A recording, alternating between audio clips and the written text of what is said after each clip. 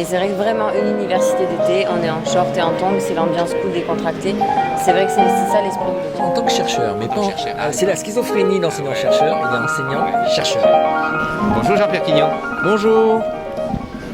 Tu es conseiller innovation et numérique à l'ADF, l'Association des départements de France. Et tu es à l'Udovia, mais j'ai l'impression que tu es un habitué. Ça fait, je crois que c'est la 10e année que je viens à l'Udovia, alors que c'est la 13e édition. Et puis à l'Udovia, l'ADF a créé il y a 8 ans un séminaire sur le devenir des établissements scolaires au XXIe siècle. Donc on est régulièrement présent à l'Udovia et ça nous paraît extrêmement important d'y être. Enfin, ce choix, pourquoi ? Ce choix, d'abord parce que c'est un département qui est quand même à l'origine de cette manifestation où il y a quand même 800 participants aujourd'hui, ce qui est quand même énorme, sur un sujet qui il y a 13 ans ou il y a une dizaine d'années apparaissait quand même très prospectif, le numérique éducatif, les équipements ludo-éducatifs, les changements pédagogiques induits par l'arrivée du numérique à l'école mais aussi dans l'environnement de l'élève, dans les familles, etc. Donc qu'un département comme l'Ariège, qui est un des plus petits départements et un des plus excentrés en France, s'empare du sujet, ça devait être absolument soutenu par l'Association des départements de France. Et à l'époque, c'était le président Claudie Le Breton qui avait poussé l'ADF, bien évidemment, dont il était le président, à être présent à l'Udovia et à participer aux différents travaux de l'Udovia. De la même façon, Dominique Bussereau, le nouveau président de l'ADF, reprend le flambeau et a assuré au président Nérou de l'Ariège que l'ADF serait présent. Et l'année prochaine, le président Bussereau sera sans doute présent aussi à l'Udovia. Donc voilà, c'est très important l'Udovia dans la réflexion que peuvent avoir les départements et l'ADF sur la façon dont l'école évolue, l'enseignement évolue, la façon dont on peut penser la place de l'éducation dans le développement des territoires demain. Alors, la ministre de l'Éducation nationale affirme que cette rentrée 2016 est particulièrement importante pour les collèges de France. Pour ce qui est du déploiement du plan numérique, les départements, eux, sont en première ligne. Les départements ont toujours été en première ligne.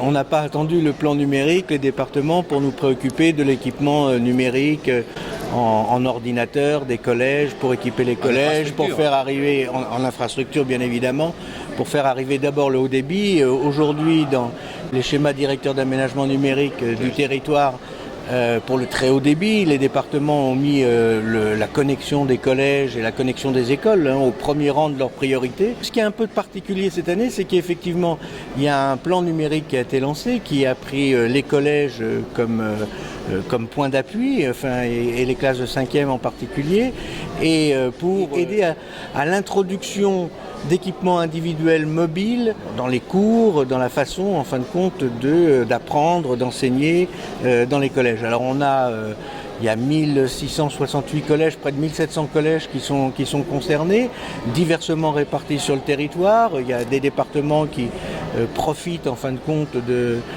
ce plan numérique qui finance la moitié de l'équipement d'élèves, plus 30 € pour les ressources par élève. Il y a des départements qui ont choisi de s'investir lourdement. Il y a des départements qui, eux, ne le pouvaient pas pour des raisons ou des contraintes budgétaires, ou alors ils avaient déjà des plans d'équipement numérique et ils n'ont pas voulu les remettre en cause dans un premier temps et ils vont envisager tout ça dans les années qui viennent. Donc ce qu'il y a aujourd'hui, c'est qu'on a un plan numérique sur les collèges qui marque peut-être un point de départ et qui, en tout cas, permet aux chefs d'établissement, aux équipes pédagogiques et aux départements d'ouvrir un nouveau dialogue, de passer à une nouvelle phase du dialogue. Il y a une espèce de maturation qui s'est effectuée quant à l'introduction du numérique à l'école.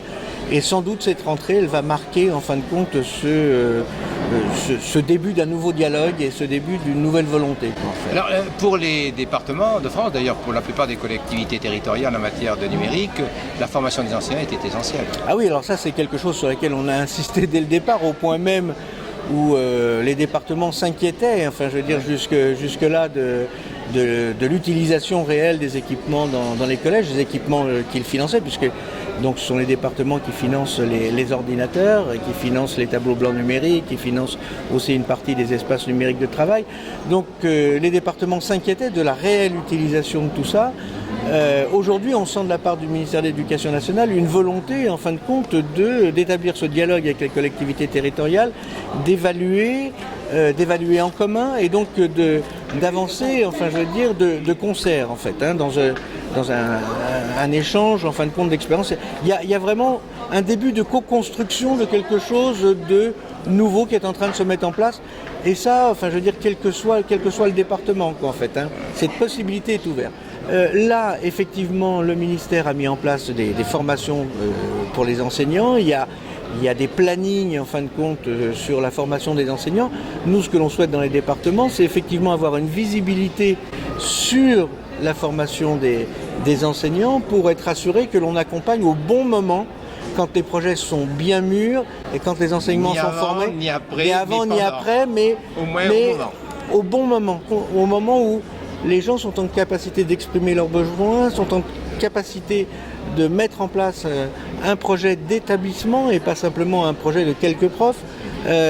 Donc le souhait des départements, c'est d'intervenir en accompagnement au bon moment dans le cadre d'un dialogue constructif et d'envisager ce numérique pas simplement sous l'angle purement scolaire, mais d'envisager ce numérique à l'école comme un outil de la communauté éducative, c'est-à-dire pas un outil simplement au service de l'enseignement scolaire, mais un outil pour construire les modalités de l'éducation à l'âge de cette société numérique.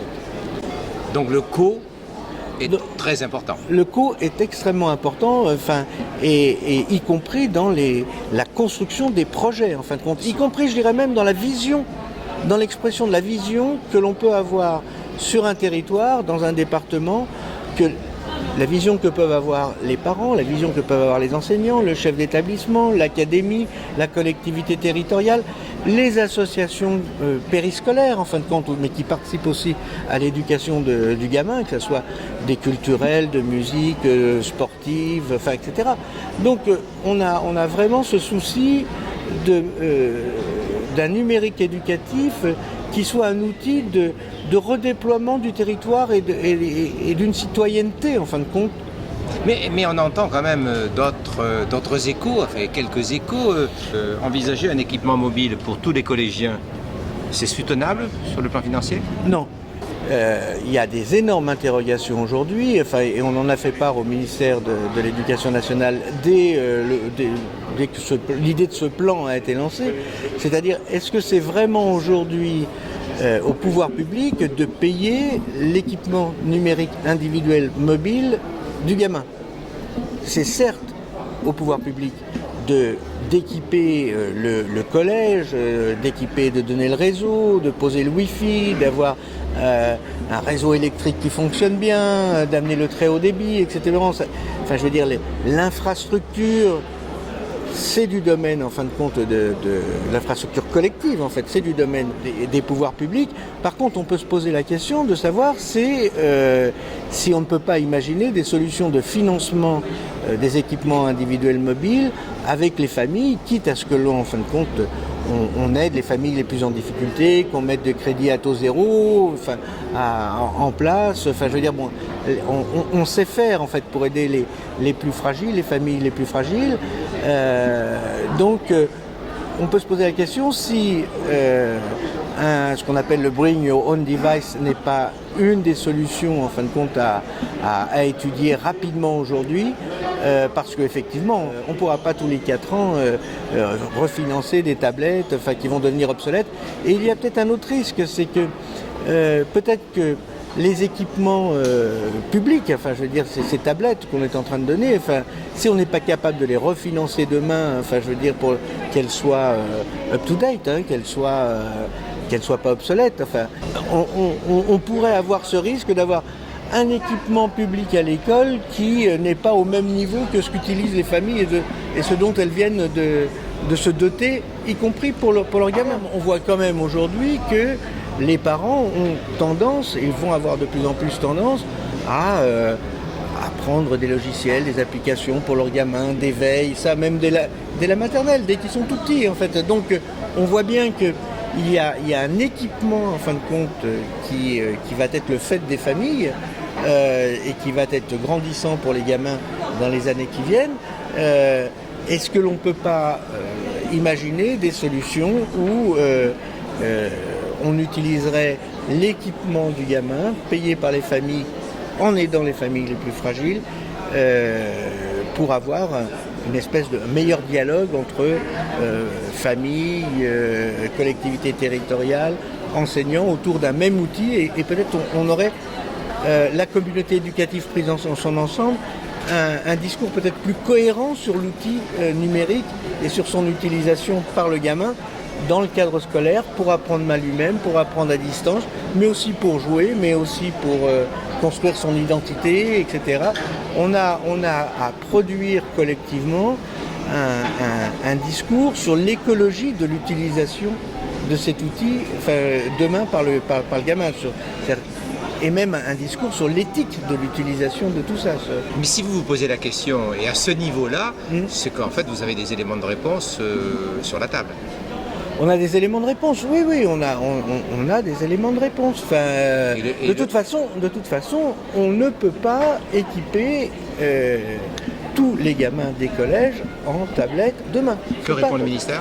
Le ministère, il nous suit bien, il voit bien, en fin de compte, que ça ne va pas être possible non plus. Puis derrière, il y a les problèmes de maintenance de ces équipements, c'est énorme. Bring Your Device, des expériences sont menées, oui, bien sûr. Très homéopathiques, mais elles sont menées. Vous avez des échos ? On a des échos, là on a 3 collèges dans le cadre du plan numérique qui se sont lancés sur des expérimentations comme ça. On pense qu'on va en avoir certainement de plus en plus. Le tout, c'est qu'on arrive avec le ministère de l'Éducation nationale à accompagner ces expérimentations et puis à construire avec les familles, avec les associations de parents d'élèves, à construire le discours, en fin de compte, qui va bien à sécuriser cette avancée, à trouver les éléments de sécurisation, les éléments de discours tenus par les parents, tenus par l'Éducation nationale, tenus par les collectivités territoriales, qui vont permettre d'avoir un encadrement, en fin de compte, de ces usages. Alors en résumé, donc, vous équipez les collèges pour ce qui est des infrastructures. Il y a ce plan numérique qui est lancé, mais avec une interrogation sur la massification. Et l'avenir à 4 ans, à 3-4 ans, à 5 ans. Oui. Le ministère de l'Éducation nationale produit de très nombreuses ressources, des éditeurs produisent d'autres ressources, des enseignants sont formés, et ça va s'accélérer, mais tout baigne. Tout baigne, non, tout ne baigne pas en fin de compte, parce que on a à promouvoir une culture du numérique.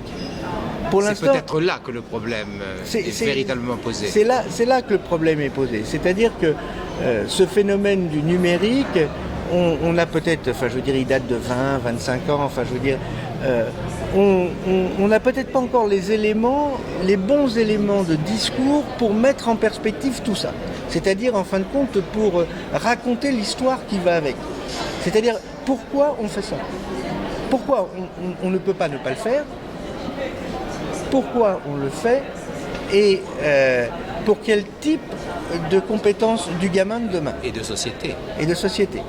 Mais ça, c'est le rôle, effectivement, de l'éducation nationale. Donc, c'est quelque chose qui interroge, je disais, les collectivités territoriales, en même temps que les ministères, en même temps que les enseignants, etc. Ce qui est de satisfaisant, c'est que tous les problèmes sont sur la table. Parfait. Tous les problèmes sont sur la table. Il reste à les résoudre.